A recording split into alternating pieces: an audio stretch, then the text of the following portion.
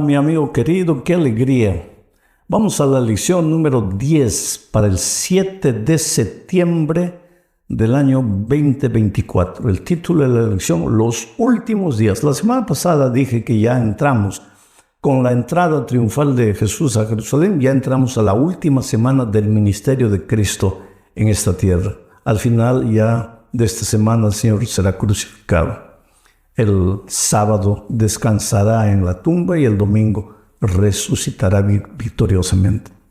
El propósito de esta lección es mostrar que lo que Jesús enseñó acerca de la destrucción del templo de Jerusalén y las señales que habrán antes de la venida de Cristo. El capítulo 13 de Marcos, que es el que vamos a estudiar, es paralelo con Mateo 24 y con Lucas 21, donde también se habla de las señales de la destrucción del templo y de la segunda venida de Cristo. Vamos a empezar con el primer subtítulo de la lección, 2 pequeñas monedas como ofrenda.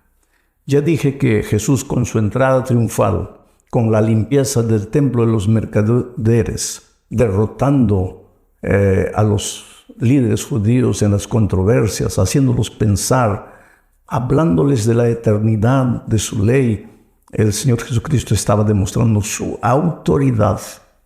Ahora lo vemos nuevamente en el templo, pero en el templo observando la actitud de los adoradores.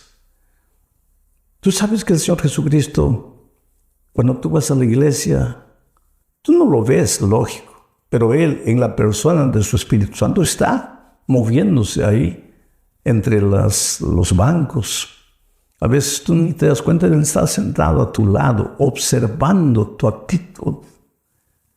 Al Señor Jesucristo le gusta encontrar gente con el corazón sincero que va a la iglesia a adorar, va a la iglesia a aprender, va a la iglesia a alabar el nombre de Dios y va a la iglesia a depender del poder de Dios, porque, queridos, no somos nada, dependemos del Señor Jesucristo para todo.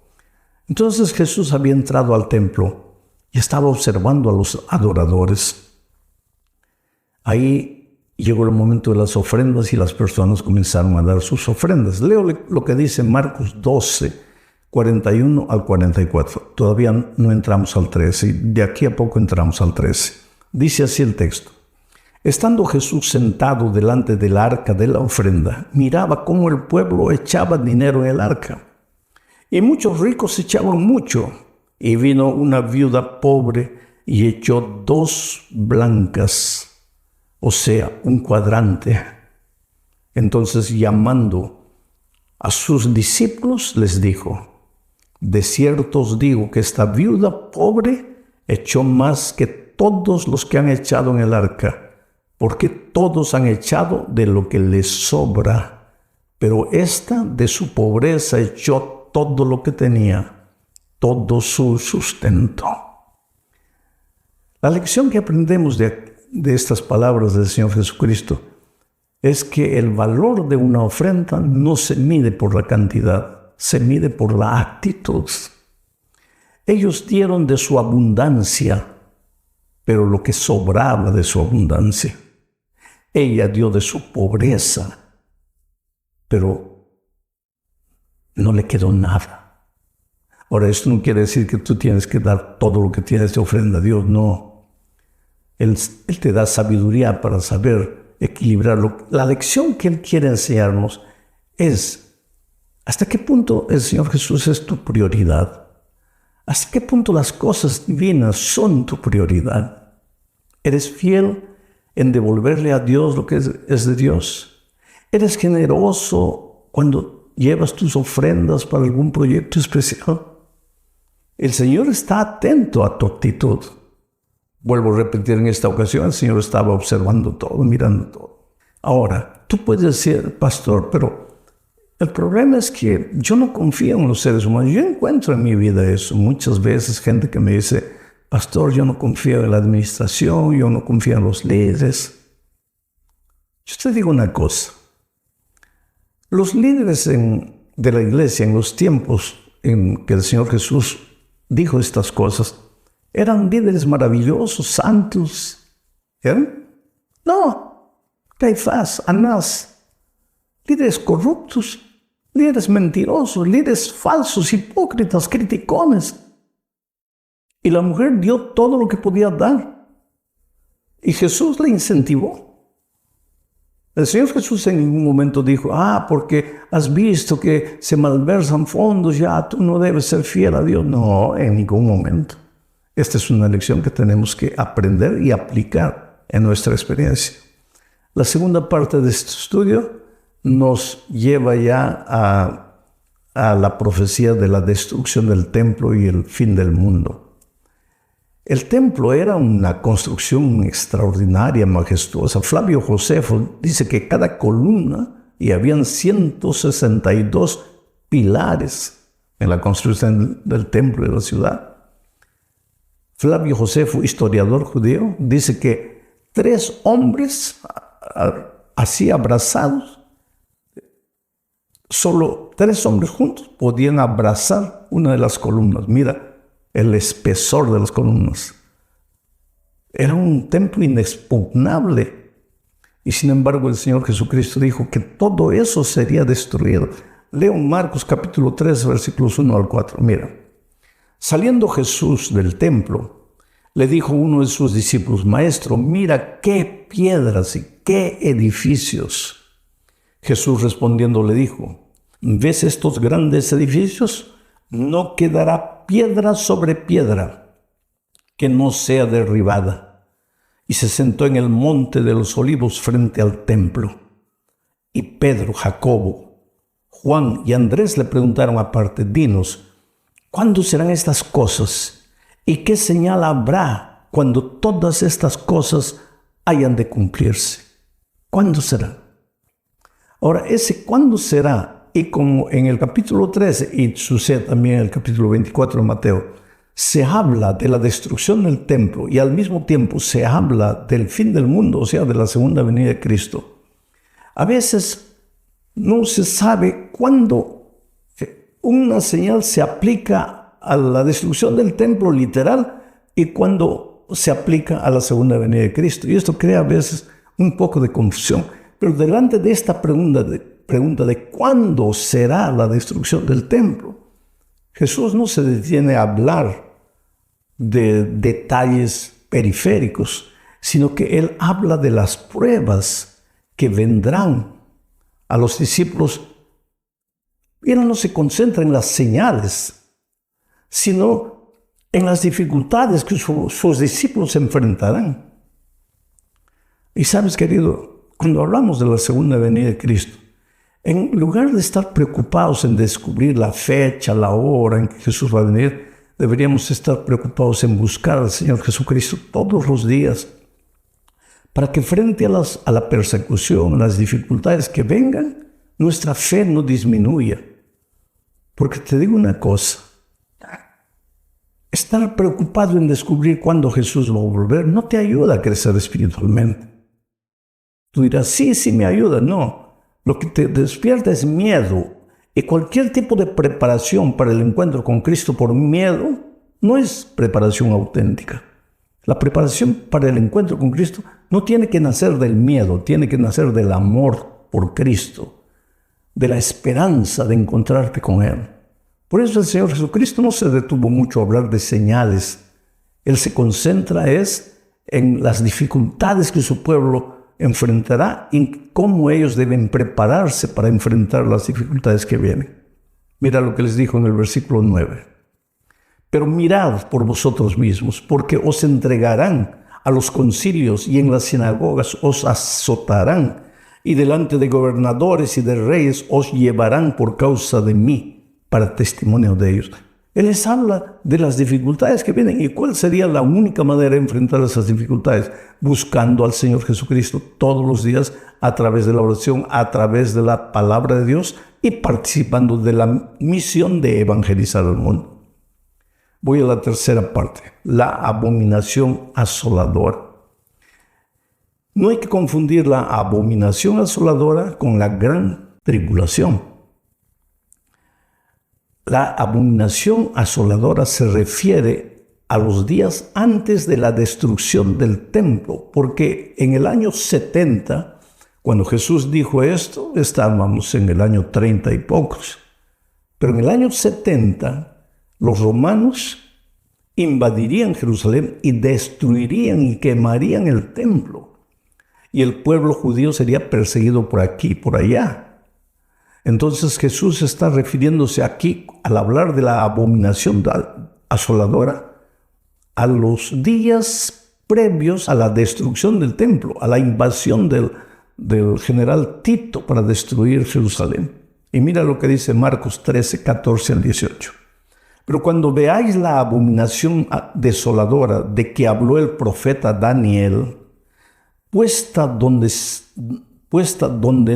no debe estar, el que lee entienda, entonces los que estén en Judea huyan a los montes.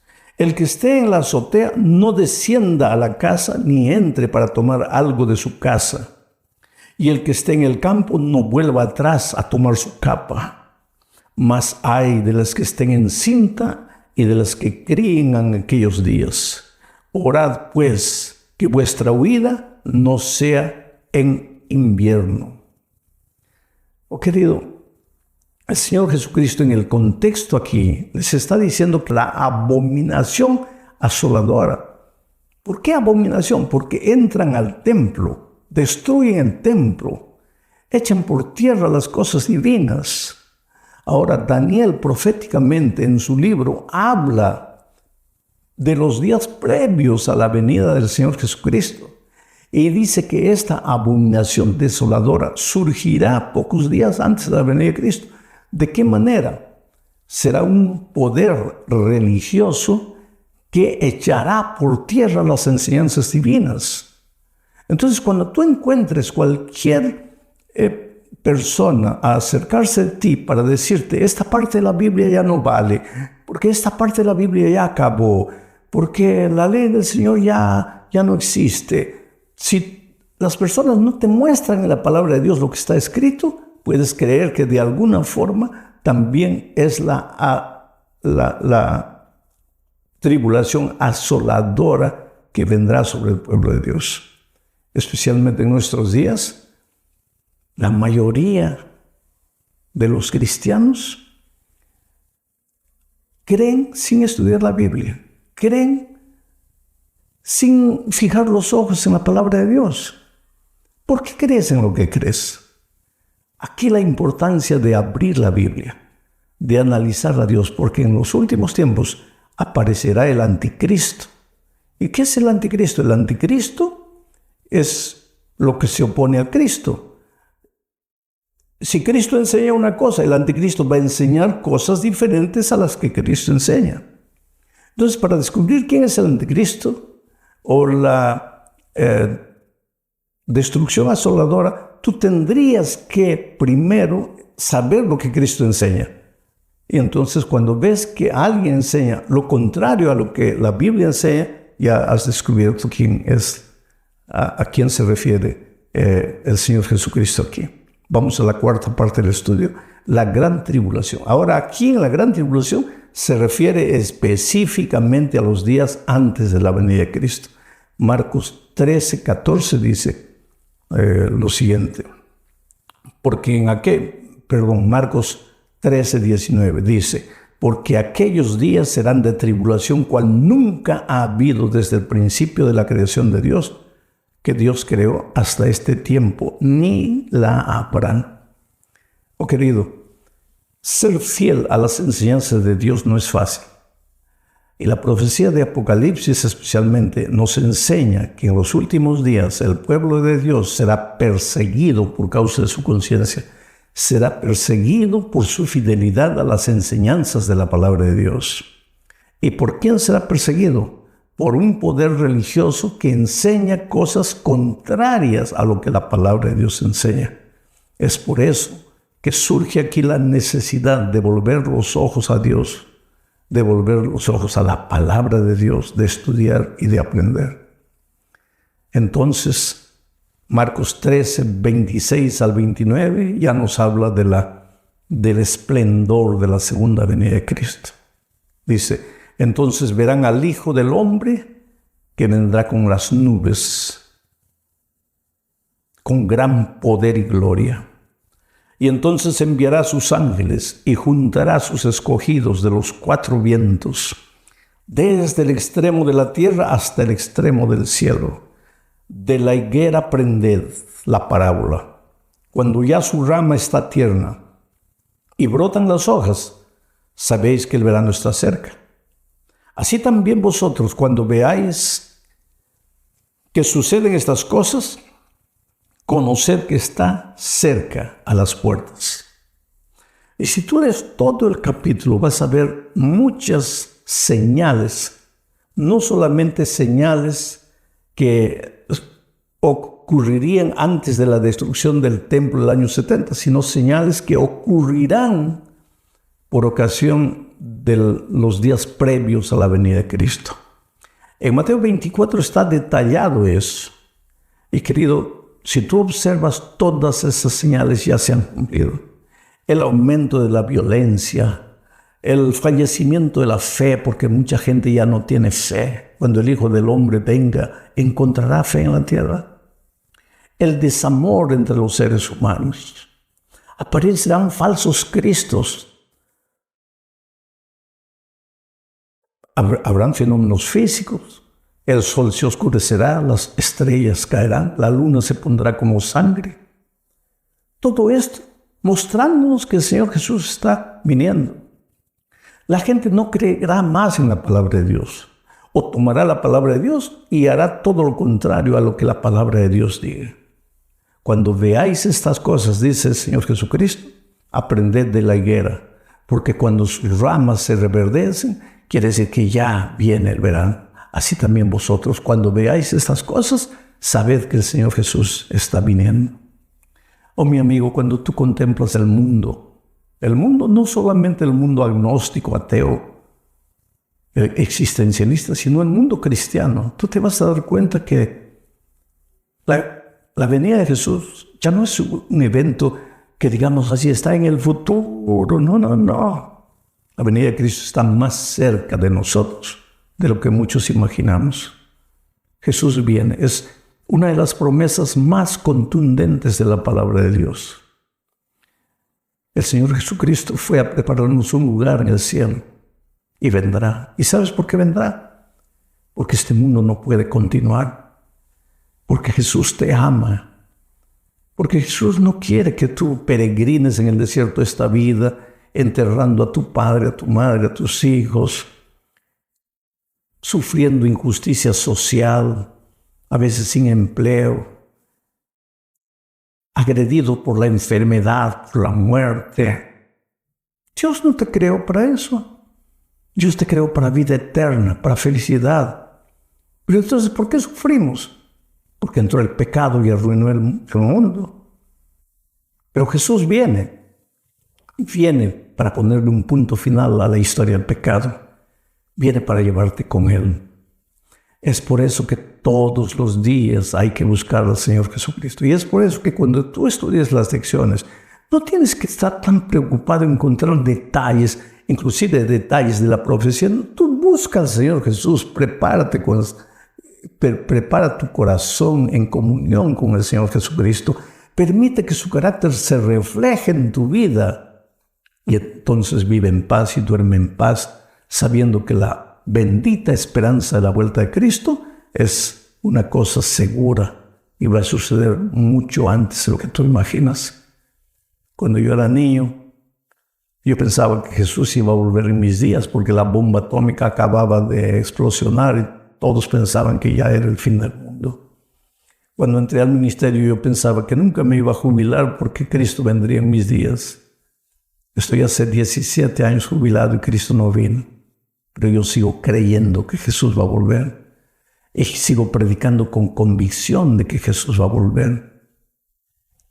En el capítulo 13 de San Marcos, Jesús habla pues de la destrucción del templo para la gente de aquellos tiempos y de la venida de Cristo para nosotros hoy día. Un abrazo. Prepárate, querido. Dios te